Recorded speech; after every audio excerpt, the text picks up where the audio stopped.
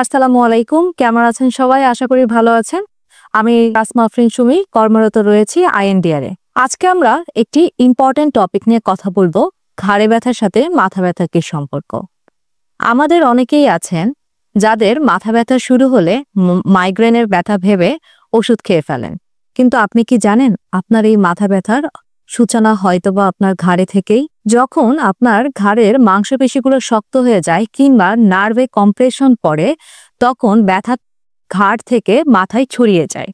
ব্যথা যে রেডিয়েট হয়, অর্থাৎ ব্যথার উৎপত্তি হচ্ছে ঘাড়ে থেকে, কিন্তু ব্যথা ছড়িয়ে যাচ্ছে মাথার ভেতরে। এটিকে বলা হয় সার্ভাইকোজেনিক হেডেক। এই সার্ভাইকোজেনিক হেডেকের বিভিন্ন কারণ থাকতে পারে। তার মধ্যে অন্যতম একটি কারণ হচ্ছে ফ্যাসেট জয়েন্টের ডিসফাংশন এবং আরেকটি হচ্ছে প্যারাস্পাইনাল মাসেলগুলো স্পাজম হয়ে যাওয়া, অর্থাৎ শক্ত হয়ে যাওয়া। যখন আপনার এই ঘাড়ের মাসেলগুলো শক্ত হয়ে যাবে, তখন ঘাড়ে ব্যথা হতে পারে এবং সেখান থেকে মাথা ব্যথা আসবে। এবং তৃতীয় যে কারণ তা হচ্ছে নার্ভে কম্প্রেশন পড়া। যখন ঘাড়ের আমাদের এই পাশ থেকে কিছু নার্ভ বের হয়, ওই নার্ভগুলোতে যখন কম্প্রেশন পড়ে, অর্থাৎ নার্ভগুলোর উপরে যখন চাপ পড়ে, তখন আমাদের ঘাড়ে ব্যথা থেকে মাথা ব্যথা শুরু হয়। যখন নার্ভে কম্প্রেশন পড়বে, অর্থাৎ চাপ পড়বে, তখন নার্ভে অক্সিজেন সমৃদ্ধ রক্ত ব্রেনে কম নিয়ে যাবে।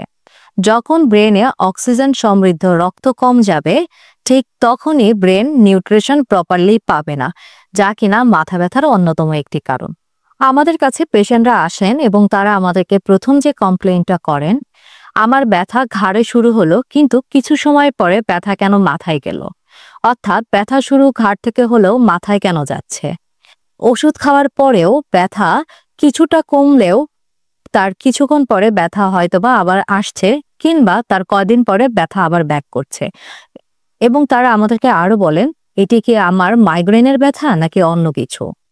কেউ কেউ এসে বলেন, আমি কম্পিউটারে ঝুঁকে কাজ করছি, কিছু সময়ের পরেই দেখা যাচ্ছে আমার মাথা প্রচন্ড ভারী হয়ে আসছে, এর কারণ কি।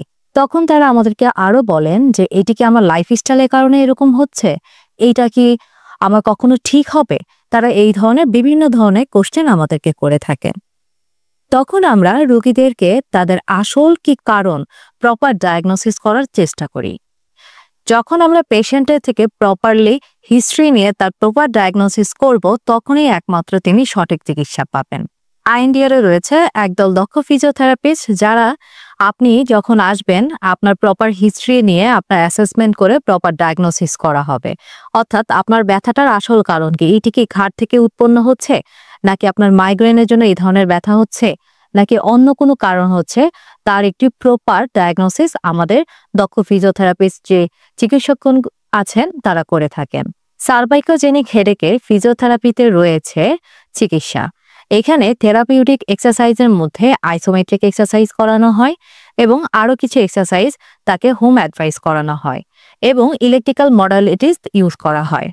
এখানে অ্যাডভান্স ফিজিওথেরাপি ট্রিটমেন্টের মধ্যে বায়োফিজিক্যাল থেরাপি ইউজ করা হয়, যার মাধ্যমে পেশেন্টের যদি নার্ভের কম্প্রেশনের কারণে সার্ভাইকোজেনিক হেডেক হয়ে থাকে, তাহলে নার্ভের কম্প্রেশন কমিয়ে নার্ভকে আবার রিফাংশনিং করা হয়। আপনার যদি মনে হয় আপনি এই ধরনের সমস্যার সম্মুখীন হচ্ছেন, তাহলে দেরি না করে আজই স্ক্রিনে দেখানো নম্বরটিতে ফোন দিয়ে আপনার অ্যাপয়েন্টমেন্টটি বুক করে নিন। ধন্যবাদ।